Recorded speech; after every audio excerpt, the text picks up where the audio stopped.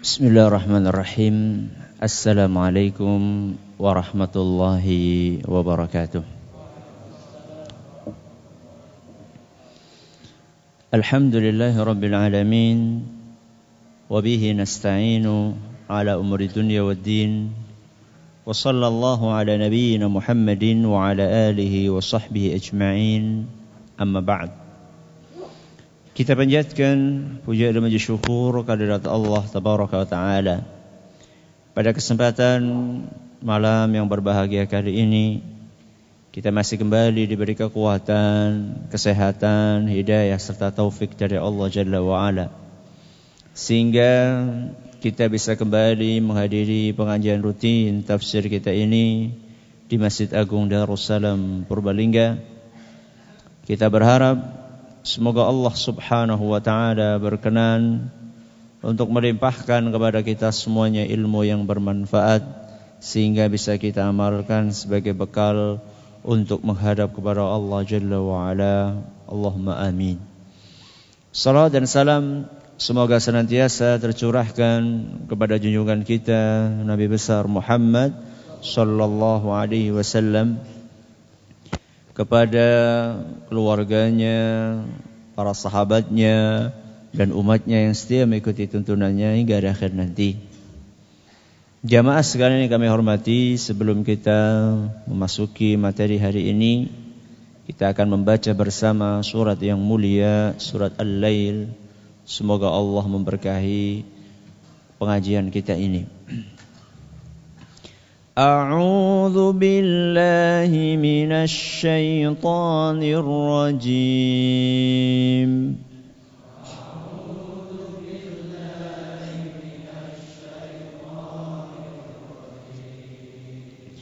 بسم الله الرحمن الرحيم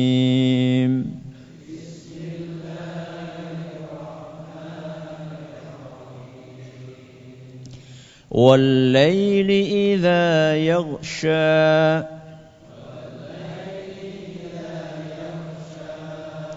والنهار إذا تجلى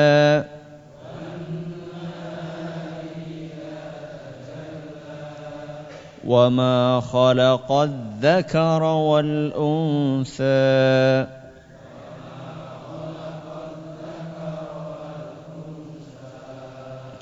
إن سعيكم لشتى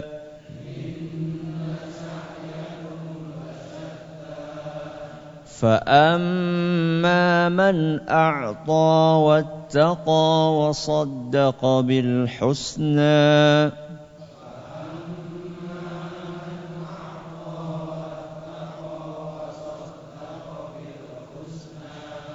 فسنيسره لليسرى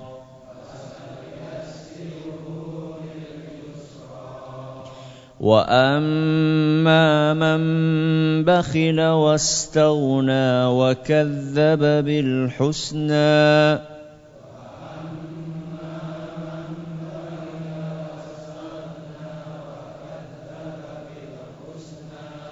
فسنيسره للعسرى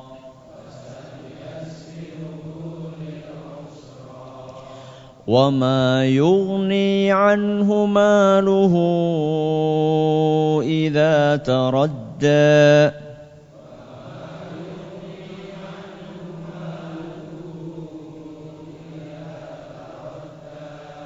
إن علينا للهدى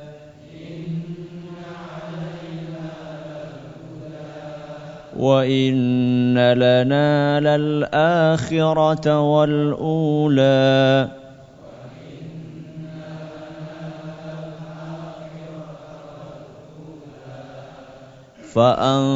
فأنذرتكم نارا تلظى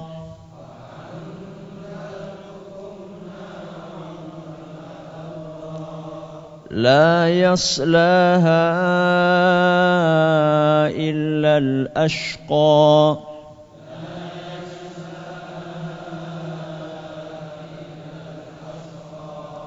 الذي كذب وتولى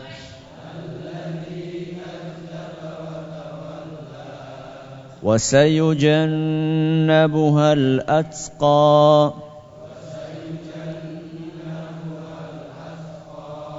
الذي يؤتي ماله يتزكى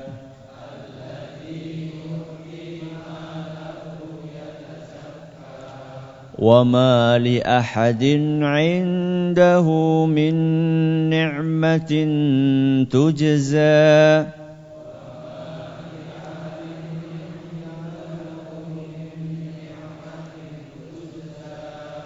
إلا ابتغاء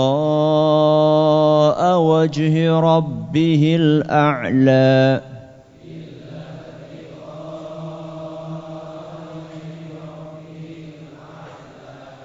ولسوف يرضى. Para hadirin dan hadirat sekalian yang kami hormati dan juga segenap pendengar Radio Insani 102,2 FM di Purbalingga, Purwokerto, Banjarnegara, Cilacap, Wonosobo, Kebumen dan sekitarnya. Para pendengar Radio Roja di Jakarta, di Bandung, di Lampung, di Berau, dimanapun Anda berada, Radio Bas FM, Solo Tigo dan sekitarnya, Radio Al-Hikmah di Banyuwangi dan sekitarnya, Radio Kita di Cirebon dan sekitarnya, Radio Sahabat Muslim di Tegal dan sekitarnya, juga para pemirsa Yufi TV dan Roja TV yang semoga senantiasa dirahmati oleh Allah Azza wa Jalla. Pertemuan terakhir kita membahas tentang ayat yang kelima dari surat Al-Lail. Hari ini kita akan memasuki ayat yang keenam. Di dalam ayat yang keenam, Allah Subhanahu wa ta'ala masih berbicara tentang karakter dari golongan yang pertama yang bakalan mendapatkan kemudahan di dunia dan di akhirat. Fasanu yassiruhu lil yusr. Di antara kriteria yang harus dipenuhi oleh seorang insan apabila dia menginginkan kemudahan di dunia dan di akhiratnya adalah apa yang Allah sebutkan dalam ayat yang keenam. Di dalam ayat yang kelima Allah menyebutkan dua karakter. Fa'amma man a'ta wattaqa. Yang pertama a'ta. Apa a'ta? Memberi. Ya. Memberi apa yang seharusnya diberikan. Karena sesuatu yang seharusnya dikeluarkan, kalau enggak dikeluarkan maka bikin penyakit. Apa contohnya? Contohnya adalah buang air kecil dan buang air besar. Gak usah khawatir kentongan banyu neng weteng. Sudah sunnatullah, sesuatu yang harus keluar nanti akan ada gantinya. Maaf ini ya, sebagian orang yang takut mengeluarkan zakat karena khawatir nanti habis hartanya. Itu maaf ya, seperti orang yang sudah kebelet kemudian gak dikeluarkan. Katanya apa? Eman-eman jadi penyakit. Ya. Penyakitnya apa Ustadz kalau enggak dikeluarkan? Enggak barokah rizkinya. Ini yang pertama, fa'amma man a'ta. Yang kedua, wattaqa, bertakwa. Kemudian yang ketiga adalah akan kita pelajari pada malam hari ini, yaitu firman Allah Subhanahu wa taala dalam ayat yang ke-6, wasaddaqa bil husna. Dan orang tersebut mempercayai al-husna, meyakini al-husna. Jadi setelah ngasih, setelah bertakwa, maka dia harus iringi dengan keyakinan tentang adanya al-husna. Apa makna dari al-husna? Para ulama kita menyebutkan beberapa penafsiran. Di antara penafsiran tersebut saya akan bawakan 3. Penafsiran yang pertama mengatakan arti dari al-husna adalah ganjaran. Apa? Ganjaran. Apa itu ganjaran? Balasan.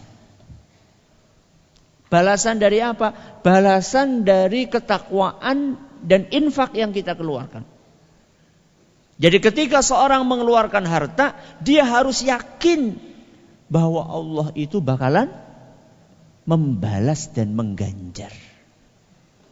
Ini adalah penafsiran yang pertama. Apa tadi? Ganjaran. Jadi siapa? Allah. Penafsiran yang kedua mengatakan arti dari al-husna adalah la ilaha illallah. Apa artinya? La ilaha illallah. Maksudnya bagaimana Ustaz? Maksudnya ketika orang infak itu dia harus yakin la ilaha illallah alias dia itu muslim. Karena yang yakin la ilaha illallah siapa? Orang Islam. Ya. Ini penafsiran yang kedua. Nanti kita akan jelaskan lebih lanjut. Sekarang kita sampaikan secara global terlebih dahulu. Kita ulangi. Yang pertama apa tadi? Ganjaran. Al-husna. Penafsiran pertama adalah ganjaran. Yang kedua, la ilaha illallah. Penafsiran yang ketiga mengatakan al-husna artinya adalah surga. Apa? Surga. Jadi ketika orang bertakwa, ketika orang berinfak, dia harus yakin bahwa buat orang-orang yang bertakwa dan berinfak tadi Allah sediakan surga. Berapa penafsiran berarti? 3. Kita ulangi yang pertama apa tadi? Ganjaran. Yang kedua, la ilaha illallah. Yang ketiga, surga. Mana yang lebih pas Ustaz? Biasanya yang ketiga. 3 penafsiran ini saling mendukung.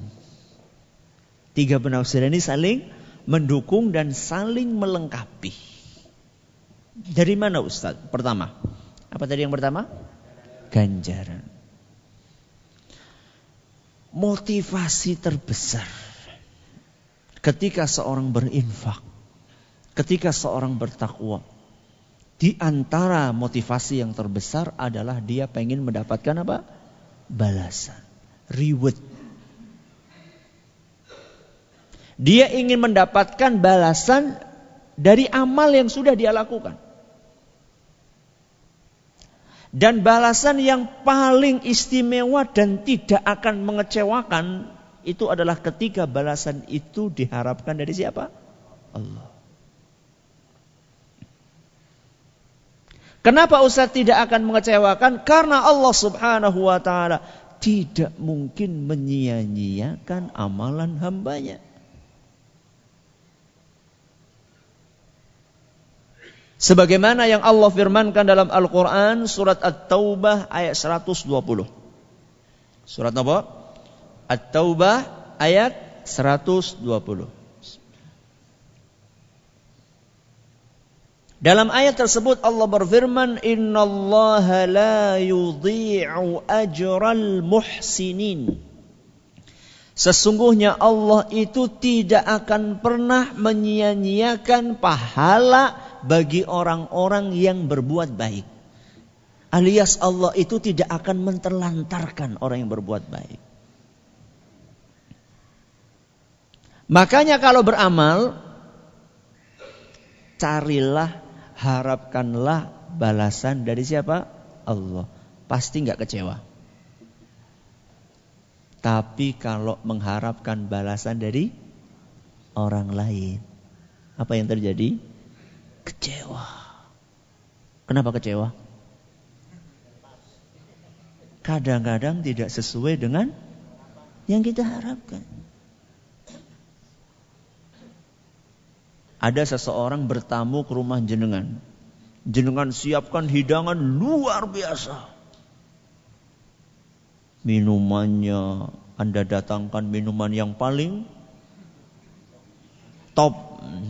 Makanannya paling mahal. Ada makanan pembuka, ada makanan utama, ada makanan penutup. Makanan pembuka apa istilahnya itu? Apa? Appetizer angel temen. Makanan pembuka, penutupnya apa? Dessert. Nah, itu makanan penutupnya. Jadi makan aja ada muqaddimah, ada khotimah. Ada muqaddimah, ada penutupnya. Subhanallah. Kita sudah siapkan semuanya itu. Kita berharap nanti ketika kita bertamu di tempat dia akan disambut dengan sesuatu yang lebih dari itu. Ternyata ketika kita bertamu di tempat dia, wedang ya aku banyu bening biasa. Subhanallah. Gak ada makanan pembuka, penutup, ya kurapa.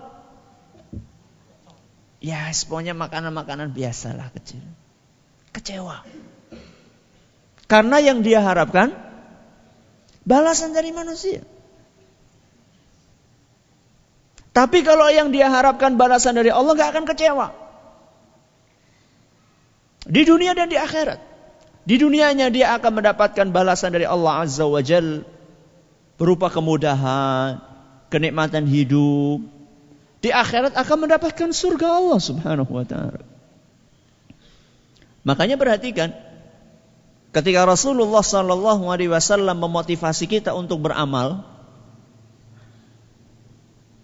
salah satu cara beliau adalah mengingatkan kita tentang keimanan kepada Allah dan hari akhir. Contoh misalnya memuliakan tamu. Nabi SAW mengatakan dalam sebuah hadis riwayat Bukhari dan Muslim, "Man kana yu'minu billahi wal yawmil akhir falyukrim dhaifahu." Barang siapa beriman kepada Allah dan hari akhir, hendaklah dia memuliakan tamunya.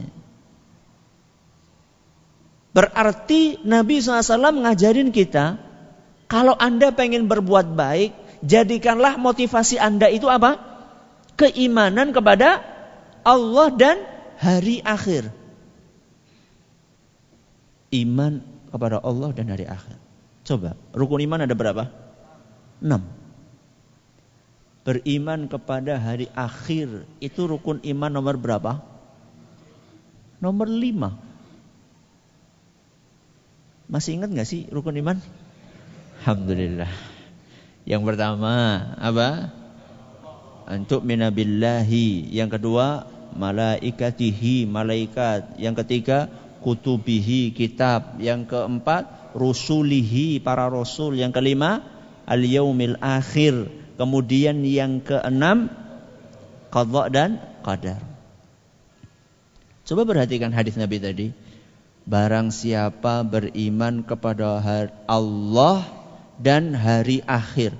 Kok ujuk-ujuk nomor 1 terus melompat nomor 5?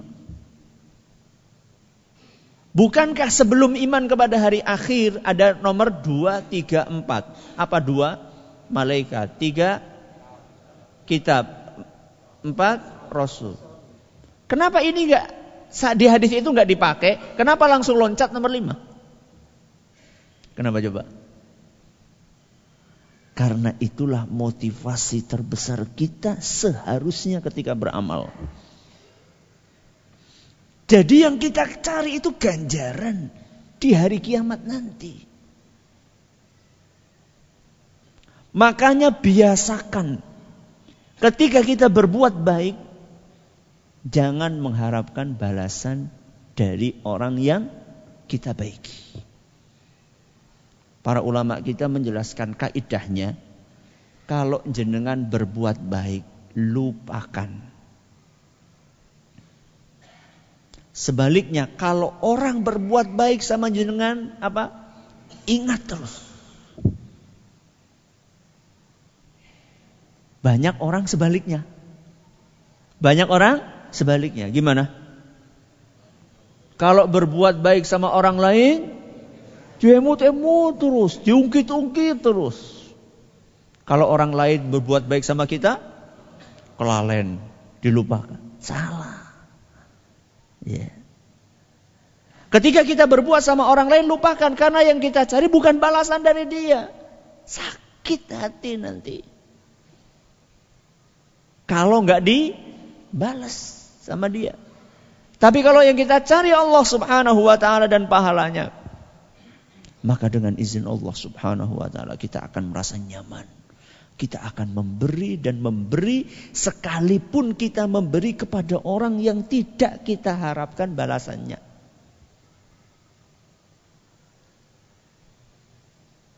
Kenapa kok orang miskin ketika sakit jarang yang jenguk?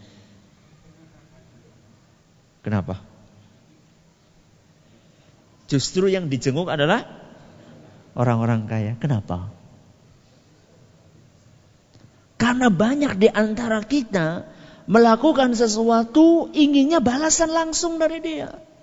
Kalau orang miskin kita jenguk, kita ngasih sama dia, apakah panjenengan akan memprediksikan dia bakalan ngasih kepada kita? Tapi kalau orang kaya kan, ya hidup-hidup bisa balik apa? Balik modal. Ini berarti belum shadaqah bil husna. Ini penafsiran yang pertama. Ganjaran, balasan. Di akhirat saja Ustaz enggak, termasuk di dunia. Nanti kita akan jelaskan.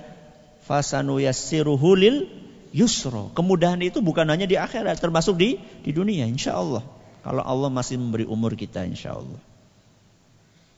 Ini penafsiran yang pertama, yaitu ganjaran. Yang kedua apa tadi? La ilaha illallah.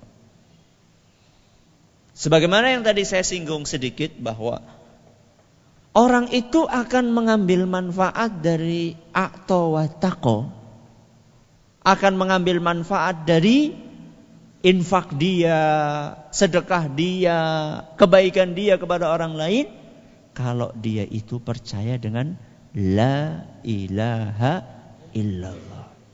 Alias dia itu harus muslim dulu.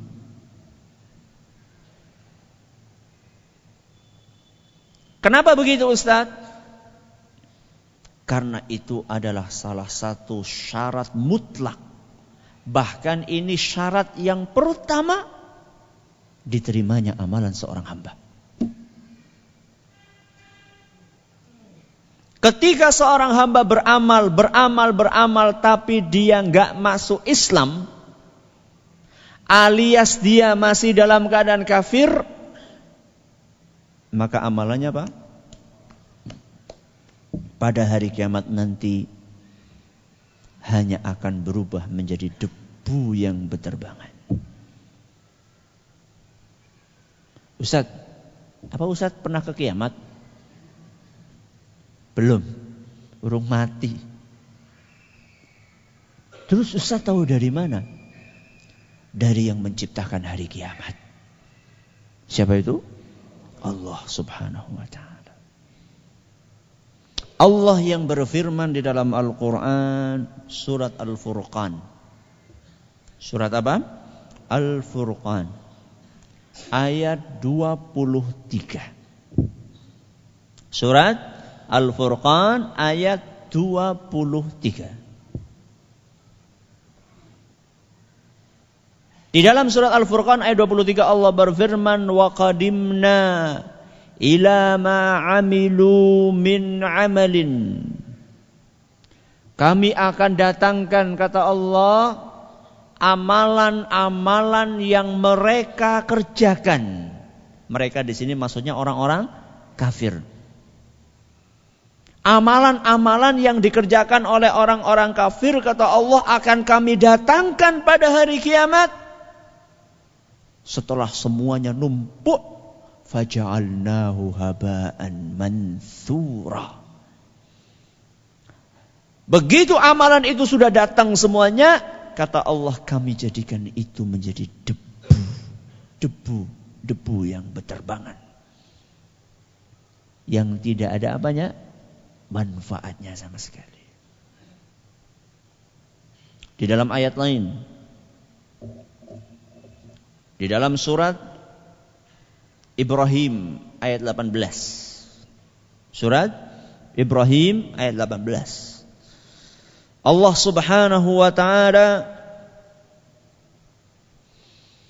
menjelaskan bahwa orang kafir pada hari kiamat nanti tidak akan memetik sedikit pun manfaat dari amalan yang mereka kerjakan dahulu di dunia. Emang orang kafir punya amalan di dunia? Punya amalan? Ada enggak orang kafir yang baik? Banyak. Baik, orang kafir baik banyak. Banyak ya. Bantu orang berobat, bantu orang miskin, kemudian bencana alam, kan banyak kan. Allah sebutkan dalam surat apa tadi? Ibrahim ayat berapa? 18. Bahwa pada hari kiamat nanti mereka tidak akan mengambil manfaat, mendapatkan manfaat sedikit pun dari apa yang mereka kerjakan dahulu ketika di dunia. Allah berfirman, "Matsalul ladzina kafaru bi rabbihim." Perumpamaan orang yang kafir kepada Allah. A'maluhum karamadin ishtaddat bihi ar-rihu fi yaumin 'asif. Amalan mereka nanti pada hari kiamat diumpamakan oleh Allah seperti abu. Kalau tadi apa? Debu. Ini seperti abu yang ditiup angin dengan keras pada suatu hari ketika angin bertiup kencang. Jadi ada abu ditaruh kayak gitu, tahu-tahu ada angin makbul. Kemudian Allah tegaskan apa maksud dari perumpamaan tadi? La yaqdiruna mimma kasabu ala syai'. Mereka tidak dapat mengambil manfaat sedikit pun dari apa yang mereka kerjakan. Ini bicara tentang hari kiamat. Apa mereka enggak mengambil manfaat dari kebajikan mereka di dunia, Ustaz? Di dunia mereka dapat enggak? Dapat. Dapatnya cuma di mana? Di dunia. Kalau orang yang beriman, di dunia dan di akhirat. Loh Ustaz, apa manfaat yang mereka dapatkan di dunia? Kita dengarkan sabda Nabi SAW. Jadi orang-orang kafir yang baik, yang jahat ada enggak? Oh banyak. Jadi proporsional ya. Proporsional. Seakan-akan kayak enggak ada pemimpin muslim yang jujur saja. Kenapa mesti harus dibandingkan antara pemimpin kafir yang jujur dengan pemimpin muslim yang korupsi? Kayak kehabisan pemimpin muslim yang jujur saja. Banyak, cuman enggak diliput sama media. Itu ceritanya. Ya. Rasulullah sallallahu alaihi wasallam bersabda, "Innallaha la yadhlimu mu'minan hasanatan." Allah itu tidak akan pernah menzalimi seorang mukmin ketika dia berbuat baik. Alias amal baik seorang mukmin itu tidak akan diabaikan oleh Allah Subhanahu wa taala. Yu'ta biha fid dunya wa yujza biha fil akhirah. Dia akan dibalas di dunia dan diganjar di akhirat. Itu orang yang beriman. Jadi orang yang beriman ketika beramal akan diganjar di dunia. Cepat atau lambat.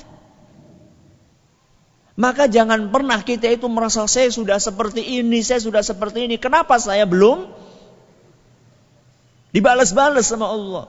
Seperti orang yang kawit mian sholat, jadi ngawanti seprene motor biaran duwe kur pit, bicycle. Subhanallah. Gak dibalas sama Allah sholatnya dengan enggak, buktinya dari dulu. Subhanallah. Nah itu jenengan bisa ambekan. Anda bisa bernafas, Anda bisa berjalan, Anda bisa ngontel. Itu nikmat atau bukan? Nikmat. Betapa banyak orang-orang yang bercita-cita pengen bisa ngontel. Tapi Allah takdirkan kakinya gak bisa digerakkan.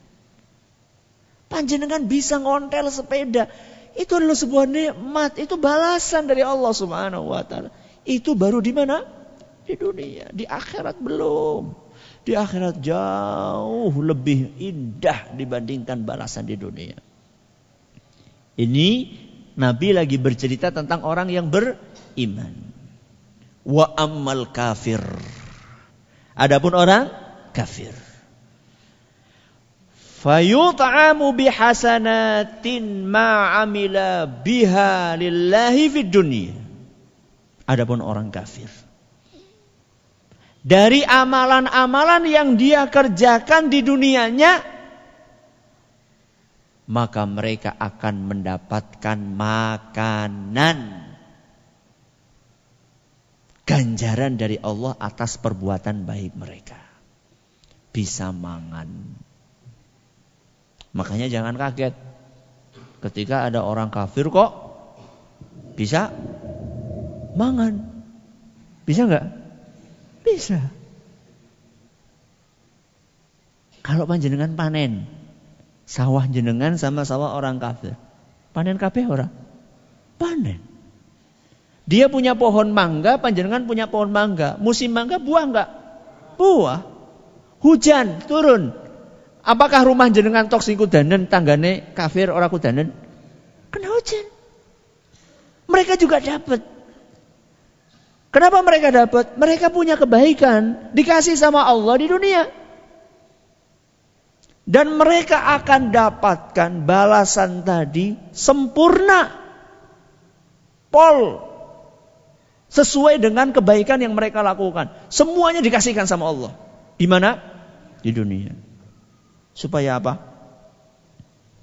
Kenapa lengkap mereka dapatkan balasannya ketika di dunia? Supaya nanti pada hari kiamat, kata Nabi SAW, hatta idza afdha ilal akhirah, sehingga nanti ketika dia menuju ke akhirat, lam takun lahu hasanatun yujza biha.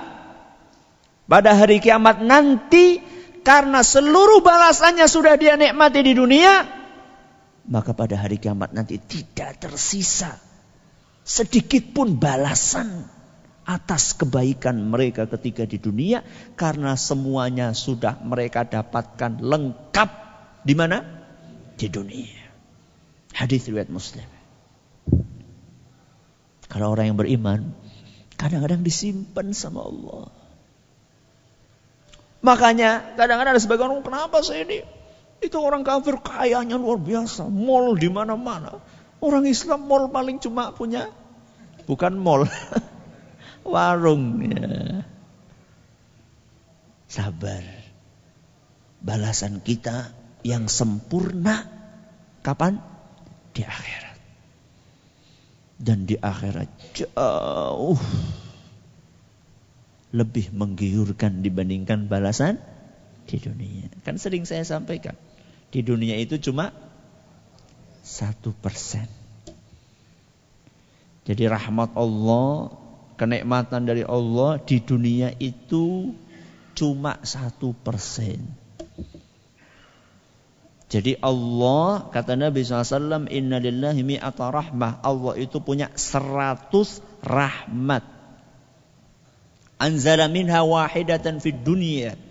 Di dunia ini Allah cuma jatah 1 tok. Dan 1 rahmat itu dibagi-bagi oleh Allah buat seluruh penghuni bumi. Manusianya, jinnya, binatangnya, tetumbuhannya. Ada lagi? Mulai dari hari kiamat, mulai dari bumi ada sampai hari kiamat. 1 tadi dibagi-bagi. Berarti jatah orang kafir tadi berapa? 0,0000000, jauh banget nol ya. 1 dari 1%. Buat orang yang beriman Ustaz, di akhirat 99%.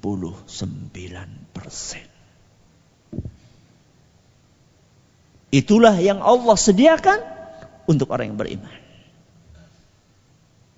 Apa kira-kira setelah hari ini masih mengatakan nyong wis salat dening duwene kurus sepeda ontel?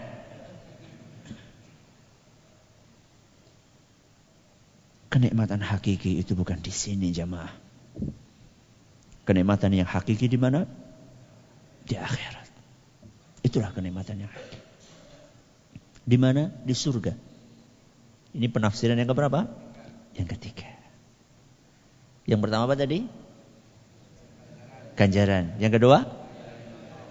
La ilaha illallah. Yang ketiga? Surga. Dan penafsiran yang ketiga ini kata para ulama kita didukung dengan ayat lain. Di dalam Al-Quran surat Yunus ayat 26.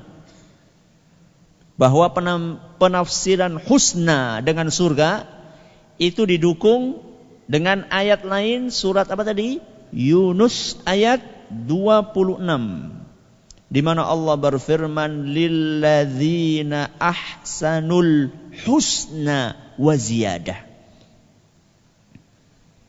Bagi orang-orang yang berbuat baik dia akan mendapatkan husna dan plus tambahannya. Orang-orang yang berbuat baik akan mendapatkan husna. Husna itu ditafsirkan oleh Rasul SAW artinya surga. Surga toh? Enggak, masih ada tambahannya. Subhanallah. Sudah dapat surga masih ada tambahan lagi. Apa tambahan tersebut? Mari kita dengarkan penafsiran Rasulullah SAW. Dalam hadis riwayat Tirmidzi dan hadis tersebut dinyatakan sahih oleh Imam Ibn Hibban dan Syekh Al-Albani.